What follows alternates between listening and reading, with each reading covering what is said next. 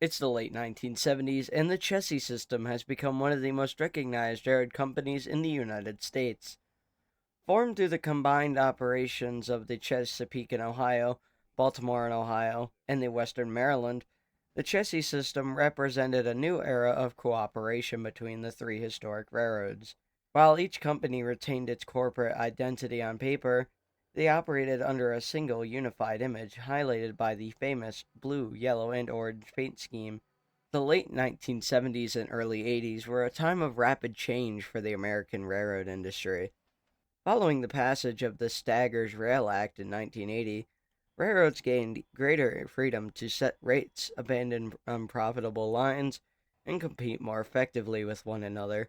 Even before these reforms took full effect, the Chessie system was heavily investing in its future. The railroad was modernizing its infrastructure, improving their operations, and expanding its fleet with newer, more powerful locomotives capable of handling growing freight volumes across the network, stretching from the Midwest to the Atlantic coast. As older first and second generation diesel locomotives like the GP7s and GP9s gradually gave way to more advanced power, the Chessie system looked to EMD for its next generation of six-axle freight locomotives. That search would eventually lead to one of the most debated locomotives in history, the SD50. The EMD SD50 was supposed to be the locomotive that carried EMD into the future. Instead, it became one of the most controversial locomotives ever built in the freight market. Yet, despite its troubled reputation, the Chessie system embraced the SD50, and it was the last locomotive type delivered in the railroad's iconic colors before the merger with the Seaboard system to form CSX Transportation in 1986. However, before we get into the SD50, let's rewind the clock back to the 1960s and talk about EMD as they were entering their peak years. EMD was at its peak with the creation of previous locomotives like the SD35. However, the railroads wanted a locomotive with more horsepower. This would soon lead up to the creation of the EMD SD40 locomotive. These units were highly successful as they rolled out into the market and were bought up by the Union Pacific, Burlington Northern, Canadian Pacific, Norfolk and Western, and the three railroads that formed the Chessie system, and much more. However, later on, getting into the 70s, EMD wanted to improve their SD40 and make it more modern and extend the locomotive's lifespan. And extend their lifespan they did, introducing the SD40-2 into the rail market in 1972. EMD added newer electrical components that were easier to repair, gave them newly designed HTC trucks which aligned all their traction motors in the same direction, which in turn significantly improved the stability of the locomotive and reduced the derailments. The main difference on the outside between the SD40 and the SD40-2 was that they added 3 feet to the SD40-2. Meanwhile, all this was happening, General Electric was beginning to show up as a competitor with EMD with their Dash 7 series of locomotives. While they still weren't as successful as the EMD, they began improving their locomotives and would soon catch up to EMD. Fast forwarding back to the SD50 timeline, EMD wanted to create a new locomotive to help keep up their success. They wanted a higher horsepower and more efficient locomotive to help with more mainline stuff. So in May of 1981, EMD introduced the SD50 to the locomotive market. Here are the specifications of the EMD SD50. They were rated for a top speed of 65 miles per hour. They had an EMD 645 F3B V16 diesel engine. They had 3,500 horsepower, later upgraded to 3,600 horsepower in further production. They weighed around 390,000 pounds. They had a length of 71 feet 2 inches. They had a height of 15 feet 7 3/4 inches and a width of 10 feet 3 1/8 inches. These units were usually equipped with either a Nathan or Leslie air horn. But for this video, the Chessie system equipped their units with Nathan K5LA air horns. Here are some examples.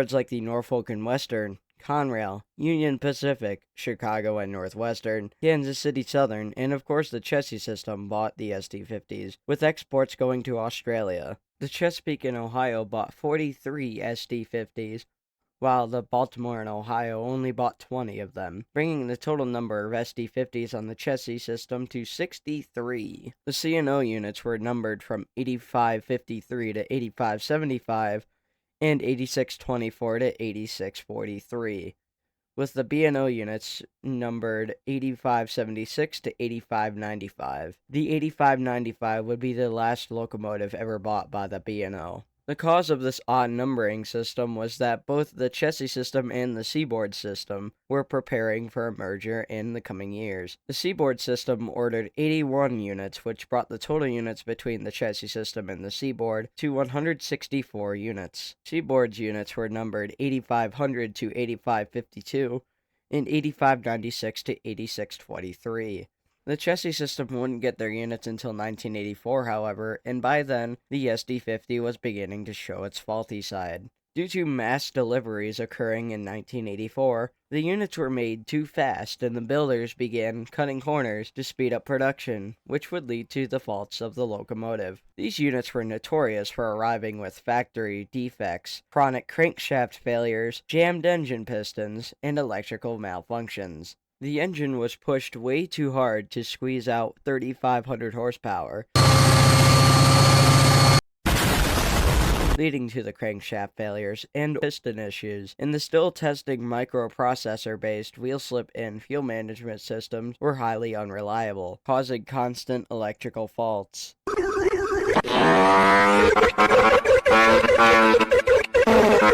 During pre-delivery testing at the La Grange EMD shops, every SD50 locomotive had around 25 defects found. While the deliveries were happening, however, out west, the Rio Grande was preparing to order 20 more SD40T-2s, but they decided to test out 4 of Seaboard System's SD50 locomotives. While they were out west, the management of the Denver and Rio Grande were big fans of this new locomotive and decided to order 17 of these SD50s instead of the 20 SD40T-2s. These units were essentially tacked on to the Chessie System order and built with Chessie System specifications. However, once they left EMD, they went straight to Midcar America Works in Kansas City and had gyro lights added onto the locomotives to fit the Rio Grande specifications. When the SD50s were working properly on the Chessie System, however, they could be found roaming on the Chessie System, hauling all types of trains, and they were very well suited for the heavier freight trains, such as the coal trains. However, due to the big failure of the SD50s, railroads began turning away from EMD and looked towards GE, which made the situation even worse for EMD. Just 2 years after the Chessie System got their SD50s, the merger with the Seaboard System was planned to occur, and CSX Transportation was formed. The SD50s, however, were able to continue their legacy into CSX. In 2006, CSX rebuilt the SD50s from both Seaboard and Chessie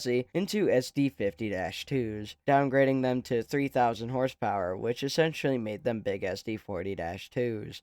Today, some of the SD50s on CSX were once again rebuilt to SD50-3s, but CSX has sold off most of their SD50 units. As of right now, they only have around 15 locomotives on the roster, with only 5 being active. One SD50-2 is still active and roaming around in the CSX Selkirk classification yard. Despite their horrible reputation, the SD50 represents an important chapter in railroad history. For the Chessie System, these locomotives marked the end of an era, as these engines were the last ones delivered in the Chessie System paint scheme. While they never matched the legendary reputation of the SD40-2, the SD50 helped pave the way for the far more successful SD60 series that followed soon after, to compete with the highly successful General Electric -8 series of locomotives. I hope you guys enjoyed this video. If you did, make sure to leave a like and subscribe to the channel, as it helps out my channel a lot. In the next episodes of Engines of Chessie System, we will be discussing about the EMD SD40-2. I hope you guys will enjoy, and thanks again for watching.